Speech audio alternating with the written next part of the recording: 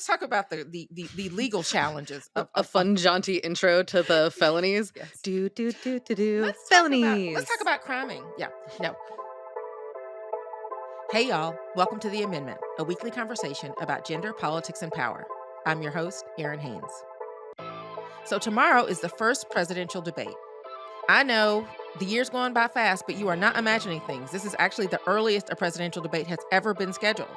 It's the first time Biden and Trump have shared a stage since 2020, and it's a chance for the American people to hear from the two frontrunners for the job of President of the United States. This is going to be a pretty consequential conversation, or pretty consequential yelling match, depending on how it goes. So ahead of the debate, I wanted to give y'all a bit of a primer. Touch on some of the topics that are probably going to come up tomorrow so that you can get a sense of what you should be listening for when they come up. And I couldn't think of anyone better to have this conversation with, or maybe just troll, than my very own editor, Terri Rupar. We're bringing the conversation that we have on our Slack channel and in the group chat to all of you. Welcome, Terri.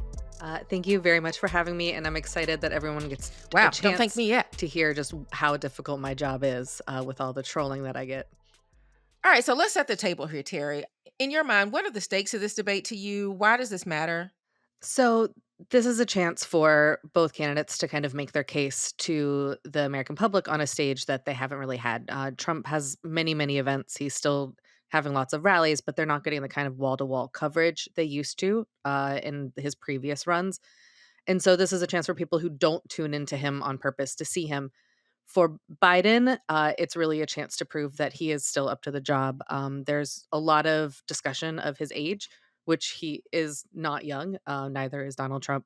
For Biden in particular, it's a chance to show that he can, put sentences together, really convince the American public, stand there for 2 hours, and really make the case that he should get another term. I think for me, it's not just, for Biden to look energetic or for Trump to behave himself, right? I mean, I can remember 4 years ago, our takeaway at the 19th was that toxic masculinity was really what took center stage. And so there was little talk of like the actual issues that voters care about, like maybe the economy or abortion, immigration, climate. So even though we do have, the same two candidates on a debate stage, this debate is not going to necessarily look like it looked 4 years ago, right? I mean, the rules, for one thing, are going to be very different.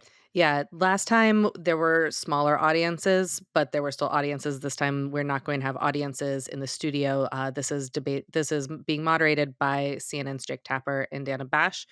The each candidate will have their microphone muted when they're not supposed to be speaking, so that will presumably cut down on some crosstalk and some interruptions. Presumably. Both candidates are trying to reach voters who can be swayed to their side. They're trying to reach their base to turn them out. But we know that the last two presidential elections were decided by a few thousand votes in a few states. And so moving just a few people, moving a few thousand people could make a big difference in this election. All right, so now I want to play around a debate bingo with you, Terri. Is that okay? Yes, absolutely. Okay, for everybody tuning in, what that means is that I have a sheet in front of me with a bunch of topics that I think might come up in the debate. And I want Terri and I to walk through them and think about how they might show up. Ready? So ready. Okay, so I have now gone from podcast host to game show host, apparently. Let's start with abortion. I want to start here because this week also marks the 2-year anniversary of the Dobbs decision. Abortion was barely discussed during the presidential debates 4 years ago, and now it's front and center. And yet Republicans are not really united around a post-Dobbs strategy. How do you think Trump is going to navigate that? How is he going to talk to people who are not ultra-conservative about this issue?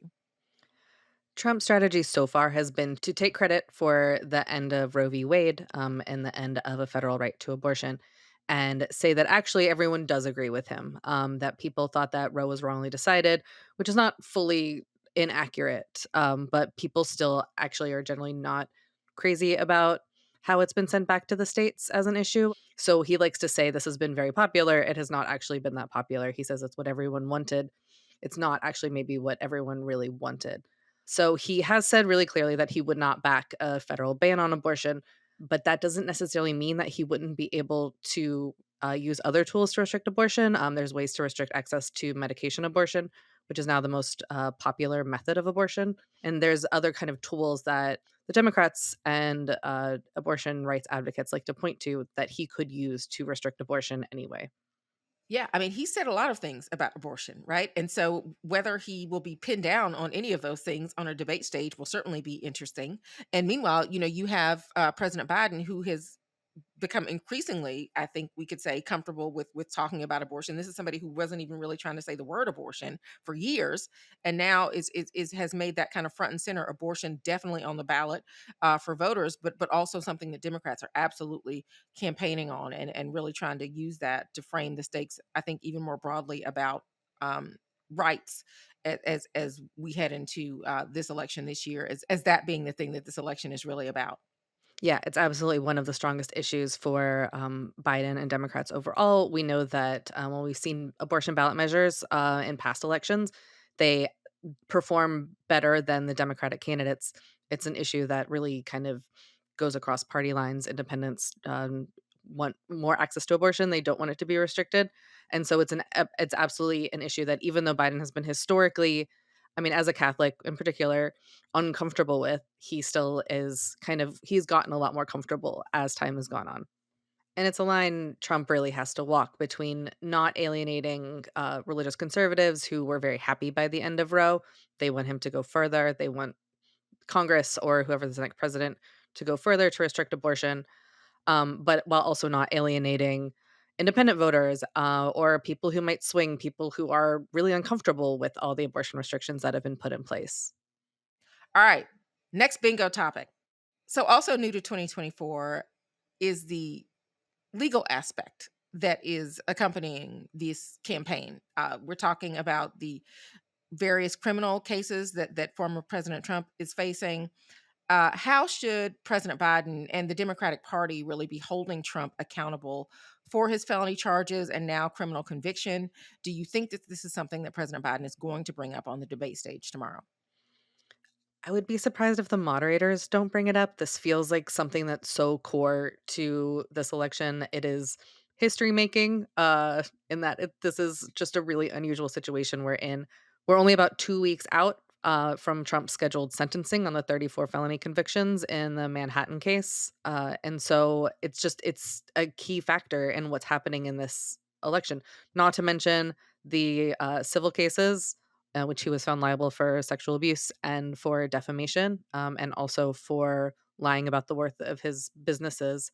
Those are all issues that feel really relevant to who he is and who people might be voting for the next president of the United States. I'm going to say something here that I don't really say very often, which is, Terry, you're making a really good point here. Oh my And god, that, thank you. yeah, and it's recorded, so like, don't like play this back a lot.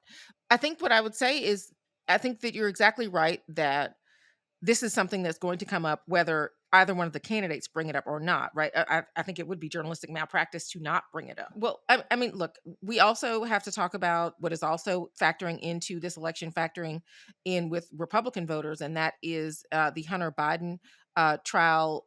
Hunter Biden was recently convicted for a gun violation. How, if at all, have Hunter Biden's charges impacted Joe Biden's stature in the eyes of voters?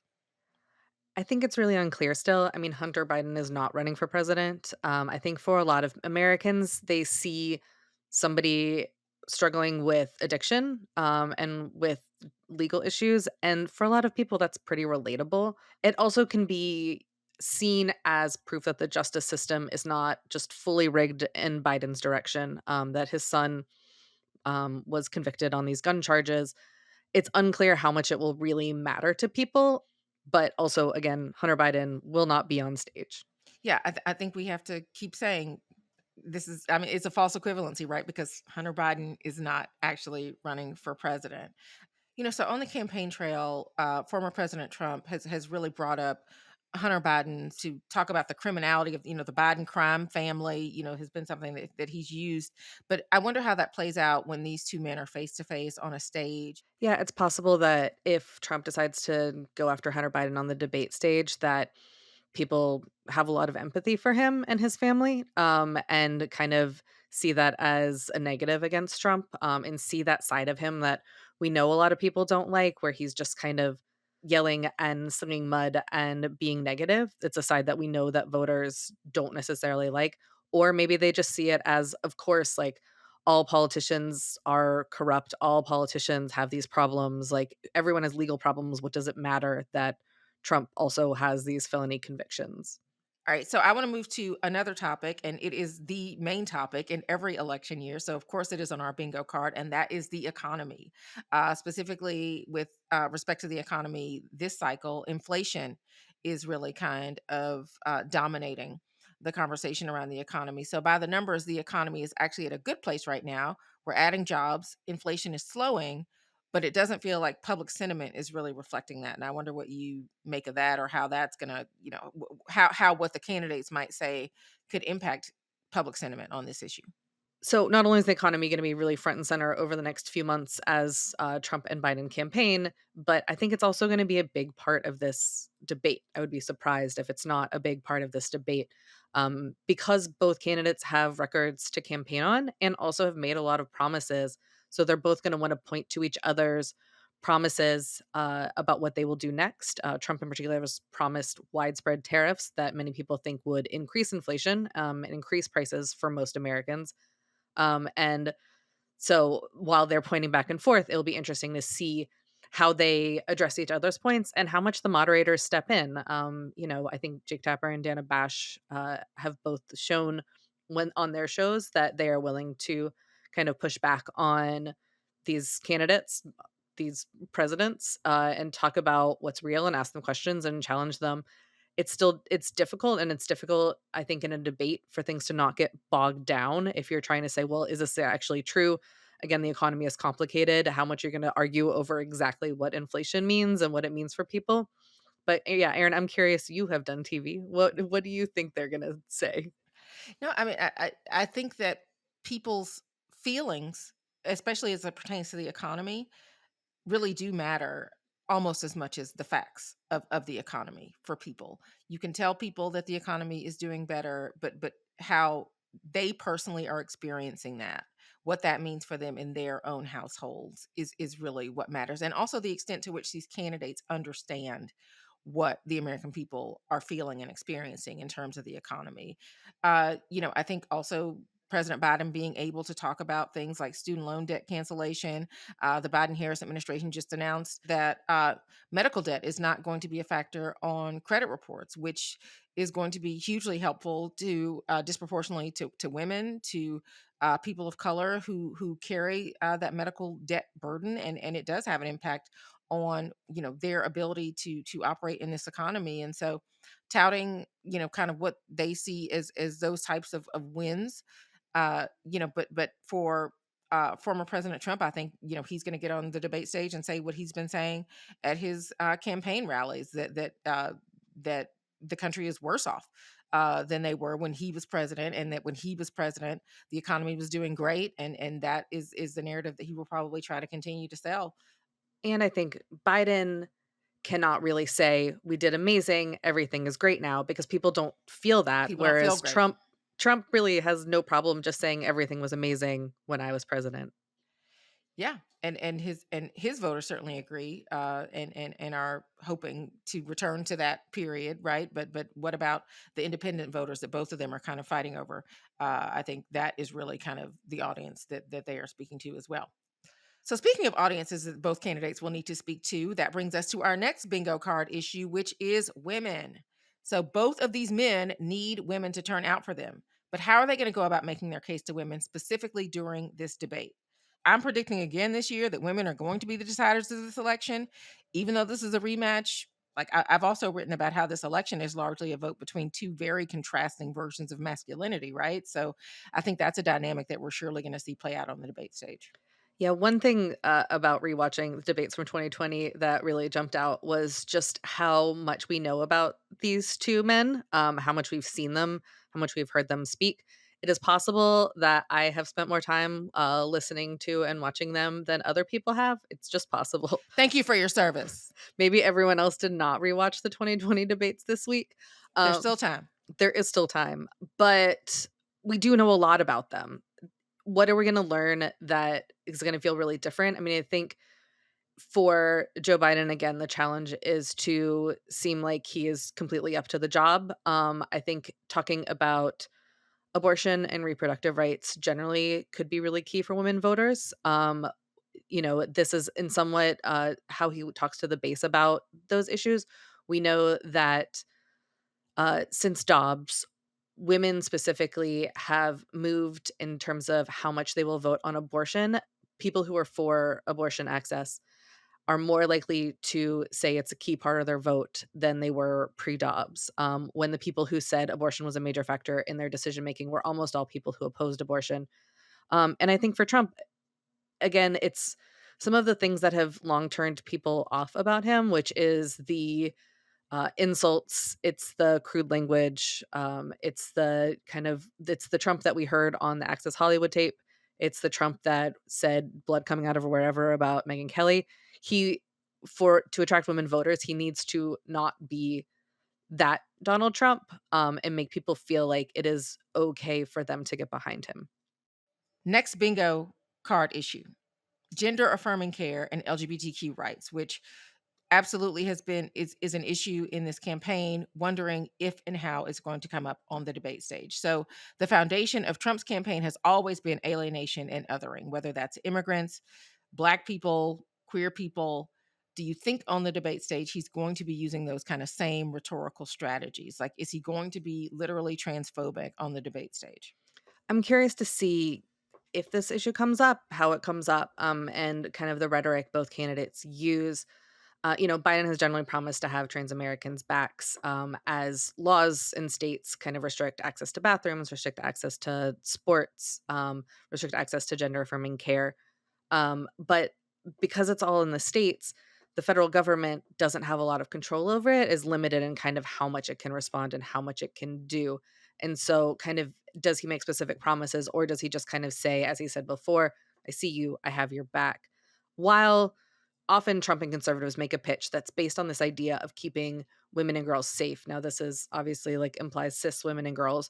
So that is, they won't be in your sports, they won't be in your bathrooms. This is part of the othering language, that's made it the rhetoric comes across as a very like, we're just trying to protect you, we're just trying to be reasonable. But it has real implications for trans Americans. Yeah. And their ability to exist in public life, right? Yeah, it'll be interesting to see whether this is an issue that the moderators bring up or whether it's something that one or both of the candidates bring up. But I mean, I don't see how it doesn't come up. I mean, it's Pride Month after all. Like, why wouldn't this be an issue that is addressed in this debate? And it is something that a lot of legislation is being passed on, even if not at the federal level. Absolutely. And something that matters to voters and that they should get to hear from these candidates about. So I don't know. I'm predicting that that may be something that comes up on the debate stage too. All right. So, lightning round, Terry. Get ready. Are you ready? Yes, I just hit finger guns. That means I'm ready.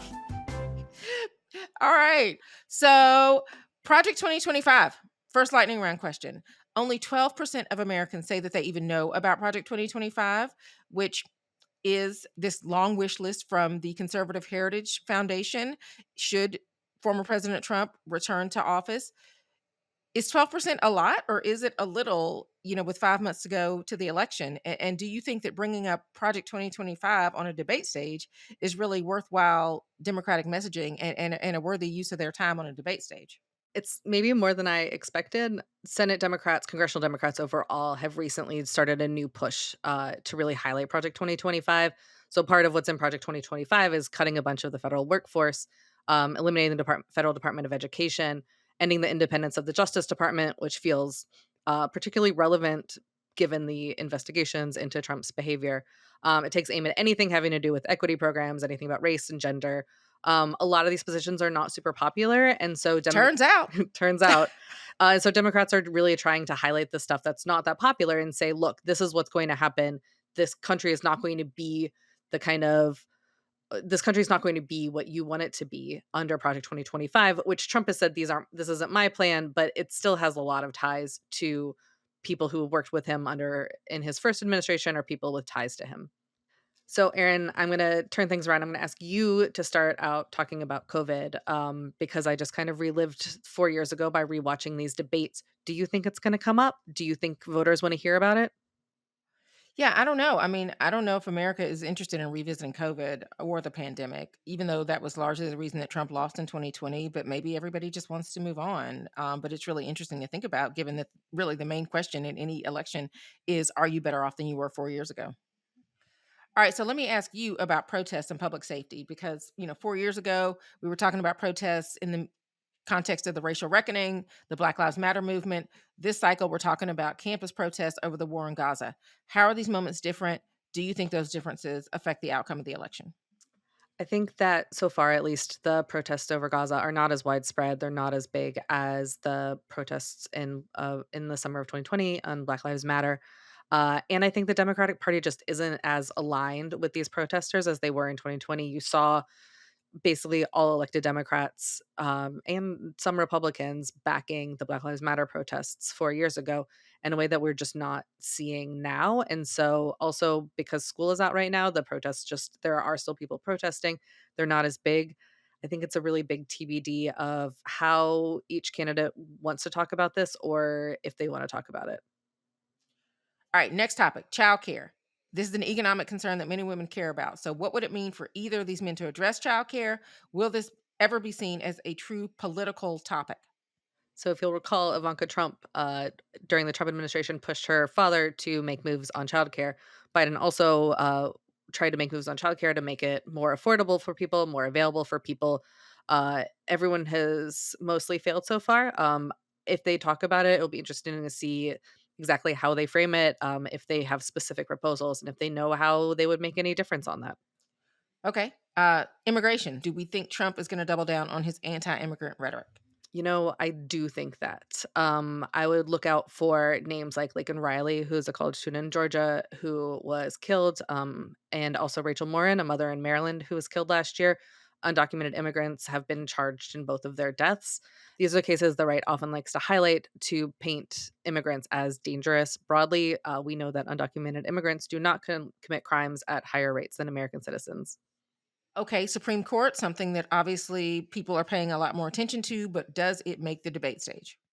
So Biden just this earlier this month said at a fundraiser that he thinks the next president, the winner of this race, will get to appoint two justices. I don't know who they're replacing exactly. I guess there's probably betting markets for TBD. that. But absolutely, they both kind of want to make this an issue. The Supreme Court has given conservatives a lot of wins, which makes it a motivating factor for both sides. Yeah, and I think it's important to remember that there was, that moment in the debate where then candidate Biden said that he was going to put a black woman on the Supreme Court. That was during a primary debate. All right, big lie, January 6th. Does it come up on the debate stage? I feel similar to Trump's felonies. This kind of has to come up. Yeah. I imagine the moderators would bring this up. It's part of why Biden is kind of saying that he needs to run again. It's a continuation of the argument. In 2020, he said, because of Charlottesville, because of white supremacy, I need to run. These are the same kind of threads that go to January 6th, 2021. So I think that it is part of Biden's core pitch. And it's also an enormous moment of the past 4 years in our politics. Yeah. Wow. Well, I mean, Terry, I feel like we've covered a lot here. Like, I don't even need to text you tomorrow night. Like, don't even worry about contacting me. It's Oh, fine. great. We've Okay. already done it here. It's great. You're blocked. Okay, but I will be watching the debate. We'll be watching as a politics team, and hopefully, if you guys are watching with us, don't hesitate to reach out to us on social media if you have any questions, if you have any thoughts about how the debate goes. We want to hear from you. So, yeah, let's all watch this as a big happy American family. Happy debate night, Terry. Happy debate night. That's this week's episode of The Amendment, which is also a newsletter, by the way, that I write. You can subscribe to it for free by going to 19thnews.org. That's also where you can find all of our great journalism around gender, politics, and policy. One last thing before we wrap this episode. The 19th is having a little free get-together on July 5th in New Orleans. So 4th of July weekend, mark your calendar and join us and me for a few hours of brunch. Did you hear me? Brunch. Conversations and solution sessions that are focused on building healthy communities in the face of climate change. It's a really great stop for locals and also for everybody who's in town for Essence Fest. So get more information and register today at 19thnews.org/New Orleans, and I hope to see all of you there. For the 19th and Wonder Media Network, I'm Errin Haynes. Talk to you again next week.